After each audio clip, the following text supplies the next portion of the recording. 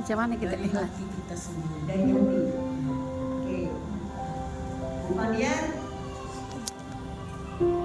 Terus menurut saya menerima apa yang sudah ditentukan. ya. Matris. Ikhlas angkat tidak. Iya. Sepenuh hati. Oke, ya ikhlas sepenuh hati. Ayo Mani. Ikhlas apa? Pas lagi. Beribadah itu murni Kepada Allah. Oke. Jadi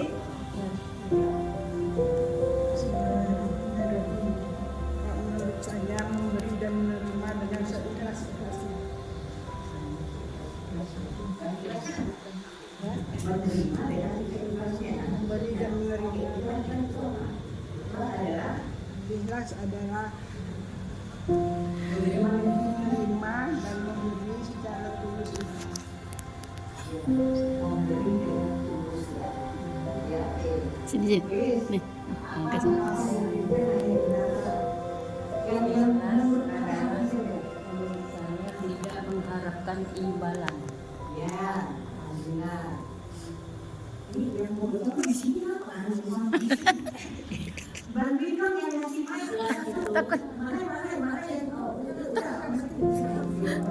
Ikhlas itu dari hati yang pandang dan sesuatu. dari dalam hati. Hati yang paling dalam. Hati yang paling dalam. Ya, Ikhlas ialah beribadah hanya karena Allah. beribadah semata-mata karena Allah. Ya, akan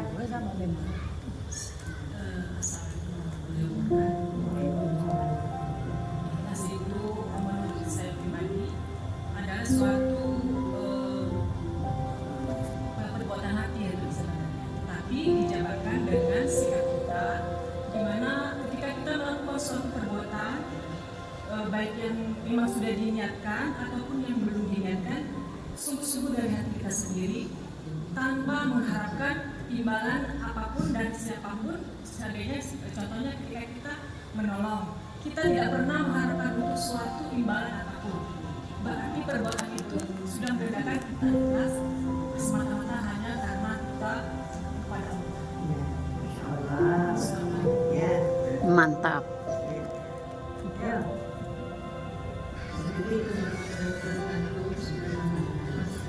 Jelas, pasrah dan pasrah diri sepenuhnya dari semua ketetapan Allah Subhanahu wa Ta'ala.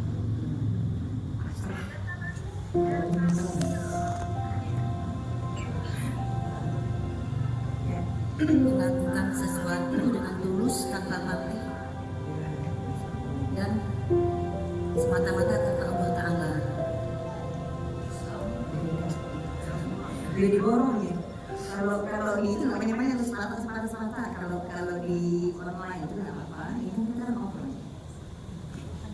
Ikhlas itu sesuatu yang kita lakukan, tapi kita tidak menghasilkan balasan. Seorang kita melakukan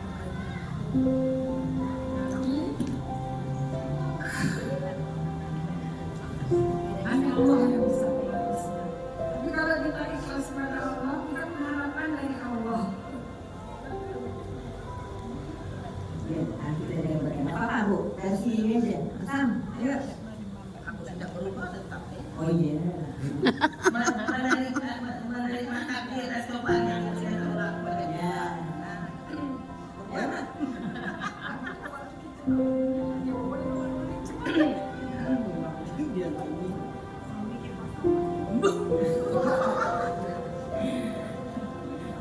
Ikhlas adalah menerima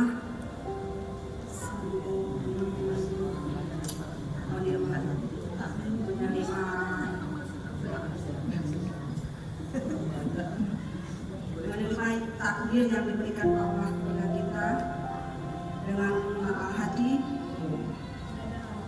Ya cukup ya.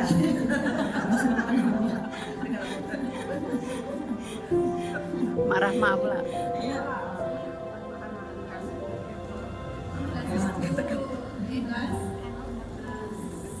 Sebelum kita memberi Ya. Bismillahirrahmanirrahim.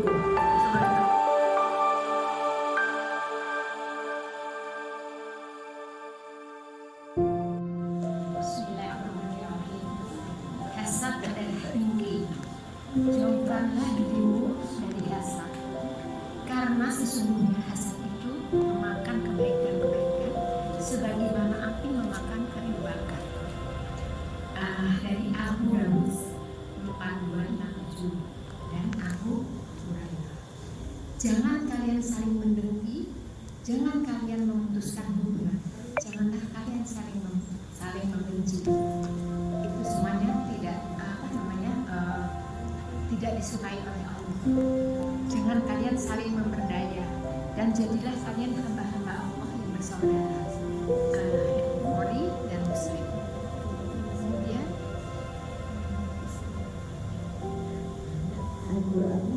Al-Qur'annya saya di Quran surah berapa? di surat Al-Falaq. Wa min sari hasidin idza hasad, dari kejahatan orang yang dengki apabila dia dengki. Dan dampak buruk hasad mengakibatkan hangusnya kebaikan. Misalnya Berikut hadis tentang Islam yang berlebihan. Hadis dari Nabi Muhammad SAW. Pertama, Allah tidak menyukai orang yang berlebih-lebihan dalam segala sesuatunya. Hadis riwayat Bukhari dan Muslim. Kedua, sesungguhnya Allah Subhanahu wa Ta'ala tidak menyukai orang yang berlebih-lebihan dan memboroskan. Hadis riwayat Muslim. Ketiga, janganlah kamu berlebih-lebihan dalam agama, karena orang-orang sebelum kamu telah binasa karena berlebih-lebihan dalam agama. Hadis riwayat Bukhari dan Muslim. Yang keempat, barang siapa yang berlebih-lebihan dalam segala sesuatu, maka dia akan kehilangan kesabaran. Hadis riwayat Abu Dawud. Makna dan pelajaran dari sabda ini: pertama, pentingnya kesederhanaan dan tidak berlebihan dalam segala aspek kehidupan. Kedua, berlebihan dapat menyebabkan kerugian dan kebinasaan. Ketiga, agama Islam mengajarkan kesederhanaan kepada Allah, maka bangkitlah kesombongan dalam dirinya, sehingga dia termasuk orang-orang yang disesatkan. Dan sesungguhnya jahanam itu memeruntuh orang-orang yang menyombongkan diri. 2 Surat Al-A'raf ayat 7. Aku akan memalingkan orang-orang yang menyombongkan diri di muka bumi ini dari tanda-tanda kekuasaanku, kecuali mereka yang kembali ke jalan yang benar. 3 Surat Al-Mu'minun ayat 23. Sesungguhnya beruntunglah orang-orang yang beriman, yaitu orang-orang yang khusyuk dalam sembahyangnya, dan orang-orang yang menjauhkan diri dari perbuatan yang tidak berguna. Pertama dalam Islam adalah sikap yang tidak pernah puas dengan apa yang dimiliki, selalu ingin lebih dan mengabaikan kebutuhan orang lain. Sifat ini termasuk ke dalam akhlak tercela. Ciri-ciri orang rakus senantiasa merasa kurang terhadap kehidupan duniawinya, bersikap berlebihan dalam segala hal, senang menumpuk harta kekayaan, melanggar batas kewajaran dalam pencarian harta, kedudukan, dan senantiasa mengumpulkannya, melanggar batasan yang patut dalam penggunaan harta yang dimiliki. Dalam Al-Quran tertulis dalam surat Al-Adiyat ayat 6-8 yang bunyinya, Innal insana li rabbihi lakanud wa innahu ala dzalika lasyahid wa innahu li hubbil khairi lasyadid. Dan hadisnya artinya sesungguhnya manusia itu sangat ingkar kepada Tuhannya, Sesungguhnya dia benar-benar menjadi saksi atas hal itu keingkarannya. Karena sesungguhnya cinta kepada harta benar-benar berlebihan. Hadisnya, sesungguhnya seorang muslim makan dengan satu khusus, sedangkan si kafir makan dengan 7 khusus. Hadis riwayat Bukhari. Sekian, terima kasih. Dalam perbuatan mengatakan sesuatu yang berbeda dengan kenyataan atau berbeda antara sesuatu yang dinyatakan dengan kenyataan. Perbuatan bohong atau dusta termasuk tanda-tanda dari orang munafik sebagaimana dalam sabda Rasulullah Shallallahu Alaihi Wasallam, tanda orang munafik ada 3. Apabila berkata ia berdusta, bila berjanji ia ingkar, bila dipercaya ia khianat. Hadis riwayat Bukhari dan Muslim.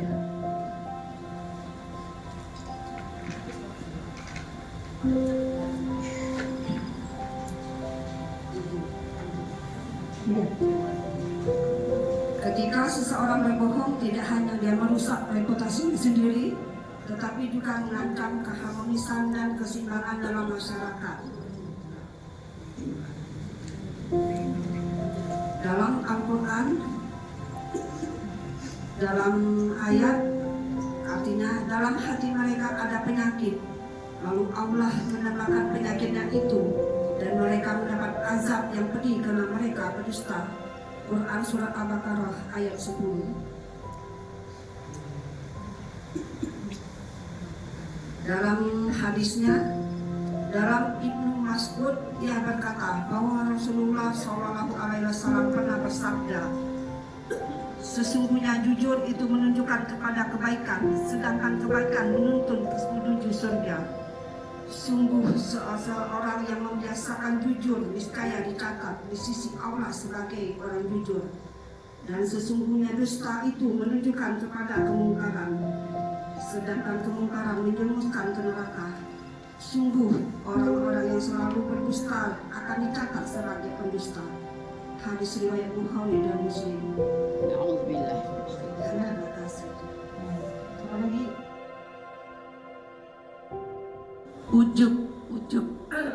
Ujub adalah perasaan bangga dan percaya diri yang berlebihan, sehingga menyebabkan seseorang merasa lebih baik dari orang lain dan tidak mau menerima kebenaran. Hadisnya dari Abu Bakar radhiyallahu an, Nabi Muhammad SAW bersabda, janganlah kamu berujub, karena ujub itu akan membinasakan kamu. Hadis riwayat Al-Bukhari. Ayat Al-Quran tentang ujub, yaitu surat Al-Baqarah ayat 206, dan ketika dikatakan kepadanya, takutlah kepada Allah, maka ujubnya menghalanginya untuk takwa kepada Allah, maka cukuplah baginya neraka jahanam. Selesai.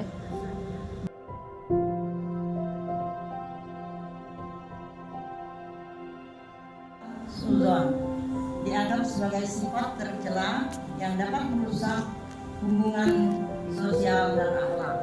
Berikut beberapa hadis dan ayat Al-Quran terbaik. Ayat Al-Quran. Dan janganlah kamu mengikuti apa yang tidak kamu ketahui, karena pendengaran, penglihatan, dan hati semuanya akan diminta pertanggungjawaban. Quran Surah Al-Baqarah ayat 36. Hai orang-orang yang beriman, janganlah kamu mendengar dan mengikuti kata-kata yang tidak baik. Quran surah Al-Hujurat ayat 6. Hadis, janganlah kamu prasangka buruk terhadap saudaramu, karena prasangka buruk adalah dusta yang paling besar. Hadis riwayat Bukhari. Orang yang berprasangka buruk adalah orang yang paling jauh dari Allah. Hadis riwayat Muslim. Jangan kamu berprasangka buruk, karena prasangka buruk sifat orang munafik. Abu Daud.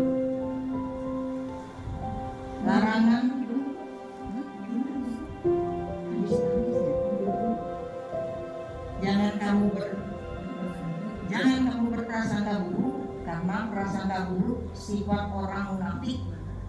Munafik. Larangan suprasangka buruk. Sahih. Pertama, menghindari fitnah dan gosip. 2. Tidak mempercayai kabar burung. 3. Mencari kebenaran sebelum berbicara. 4. Menghindari prasangka buruk terhadap saudara muslim. 5. Berusaha memahami sudut pandang orang lain.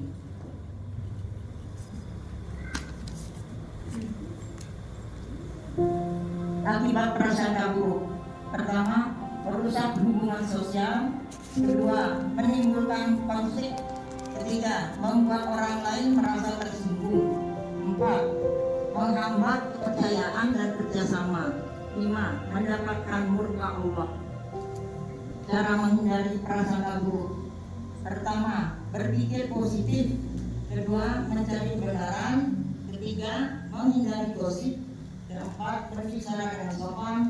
Kelima, meminta maaf jika salah. Ya, lagi.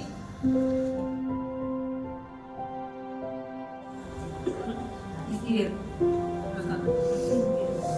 Zikir dalam Islam adalah sifat seseorang yang enggan mengeluarkan hartanya untuk keperluan yang dianjurkan agama, seperti sedekah, zakat, dan infak. Zikir disebut juga bakhil. Sifat zikir dapat berdampak buruk kepada kehidupan dunia dan akhirat. Hadis zikir diriwayatkan Imam Al-Bukhari ditegaskan, jauhilah sifat zikir karena sifat itu telah membinasakan umat sebelum kalian. Sifat itu mendorong mereka untuk melupakan darah dan menghalalkan yang haram. Hadis ini menunjukkan sifat zikir dapat membawa kepada kehancuran. Sifat zikir ada dalam ayat At-Taubah ayat 76. Yang artinya ketika Allah memberikan kepada mereka sebagian dari karunia-Nya, mereka menjadi kikir dan berpaling dan selalu menentang kebenaran.